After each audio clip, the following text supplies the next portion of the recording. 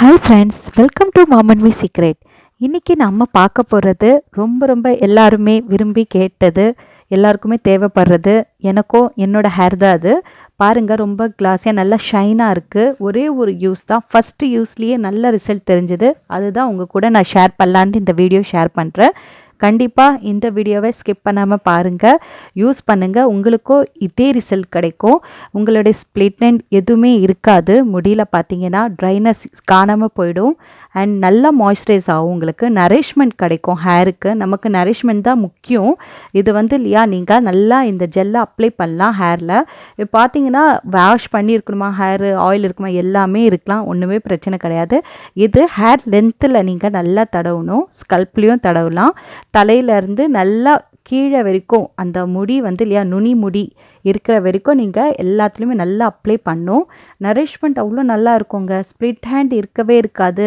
நீங்கள் இல்லையா, ஃபஸ்ட்டு என்ன பண்ணுறீங்கன்னா, ஹேரை ஈவனாக கட் பண்ணிக்கோங்க. ஸ்ப்ளிட் ஹேண்ட் எல்லாம் எடுத்துகிட்டு ஃபஸ்ட்டு ஈவனாக கட் பண்ணிவிட்டு அதுக்கப்புறம் இதை நீங்கள் போட்டிங்கன்னா ஸ்ப்ளிட் ஹேண்டே உங்களுக்கு ஃபர்தராக வரவே வராது. இந்த ஜெல் அவ்வளோ நல்லது. அதுக்காக தான் இந்த வீடியோவே போட்டிருக்கேன். இது லேடிஸ்க்கு மட்டுமா அப்படின்னு கேட்டுறாதீங்க, எல்லாருமே யூஸ் பண்ணலாம். ஸோ லேடிஸு ஜென்ட்ஸ் யாராக இருந்தாலும் சரி, பாய்ஸாக இருந்தாலும் சரி, இதை நீங்கள் யூஸ் பண்ணலாம், ஒன்றுமே ஆகாது.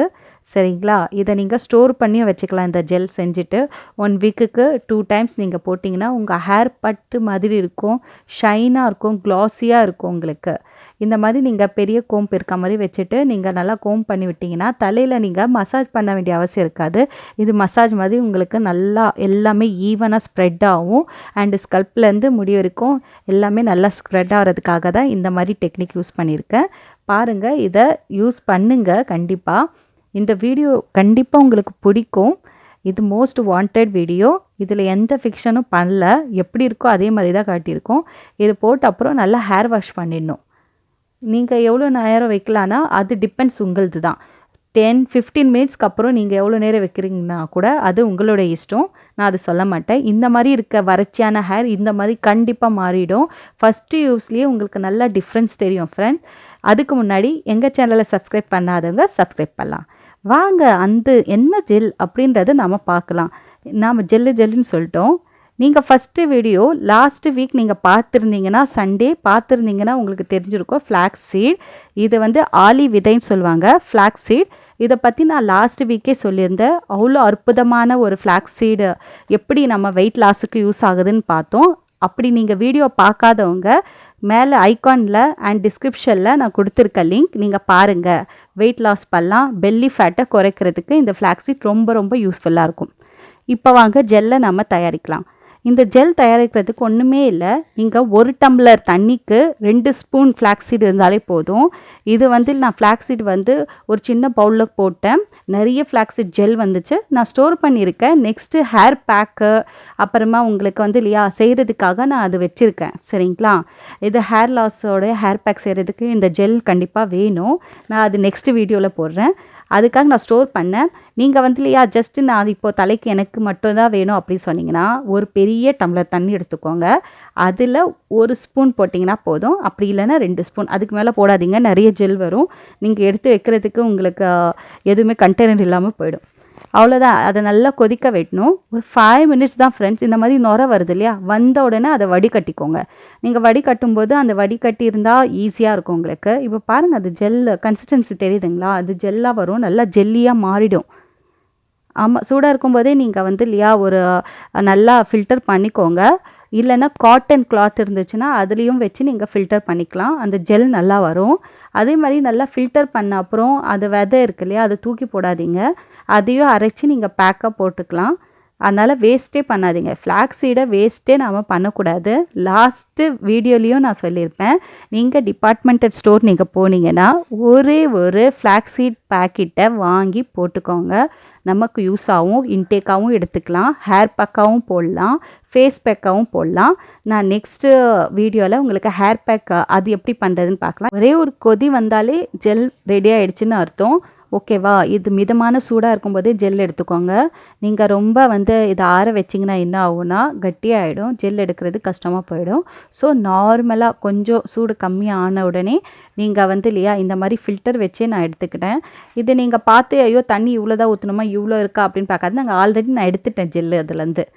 இப்போது இது உங்களுக்கு காட்டுறதுக்காக இதில் நான் ஊற்றி காட்டுறேன். இந்த மாதிரி நான் எடுத்திருக்கேன். அதுக்கப்புறம் ஒரு துணி வச்சு அதுலேருந்து ஜெல் எடுத்துக்கிட்டேன். திருப்பி இந்த விதை போட்டு திருப்பியும் தண்ணி ஊற்றி அதுலேருந்து திருப்பியும் ஜெல் எடுத்தேன். என்கிட்ட பார்த்தீங்கன்னா ஒரு இல்லையா பெரிய கண்டெய்னரில் 1/2 கண்டெய்னர் ஜெல்லே இருக்குது. இந்த மாதிரி நீங்கள் யூஸ் பண்ணிக்கலாம். இந்த மாதிரி விதை இருக்கு இல்லையா மேலே இருக்கு இல்லையா, அதை நீங்கள் நல்லா அரைச்சி நீங்கள் ஹேர் பேக்காக போட்டுக்கலாம். அது வாஷ் பண்ணாலே போயிடும். தலையில் தங்குமா அப்படின்ற ஒரு டவுட் இருந்துச்சுன்னா கிளியர் பண்ணிக்கோங்க. தங்காது. இது பட்டு மாதிரி இருக்கும் உங்கள் முடி. அப்படியே பார்த்தீங்கன்னா ஷைனாக இருக்கும், சாஃப்டாக ஸ்மூத்தாகிடும். ட்ரையாக இருக்கும் இல்லையா, தொடப்பம் மாதிரி இருக்கும் முடி அப்படின்னு சொல்லுவோம், கம்பி மாதிரி இருக்குது அப்படின்னு சொல்லுவோம் இல்லையா, அந்த மாதிரி இருக்க முடி இருக்கவங்க கண்டிப்பாக இதை யூஸ் பண்ணுங்கள். உங்களுக்கு நல்லா சாஃப்ட் அண்ட் ஷைனாக ஆகிடும். நீங்கள் இல்லையா ரொம்ப காசு எல்லாமே வேஸ்ட் பண்ணாமல் வீட்டிலே நாம் இந்த மாதிரி செஞ்சு யூஸ் பண்ணலாம். ரொம்ப எஃபெக்டிவாக இருக்கும். இந்த ஜெல்லி எப்படி இருக்குன்னு பாருங்களேன். நல்லா குழன்னு இருக்கும். இது நல்லா எடுத்து பார்த்தீங்கன்னா அதோட கன்சிஸ்டன்சி தெரியுதுங்களா?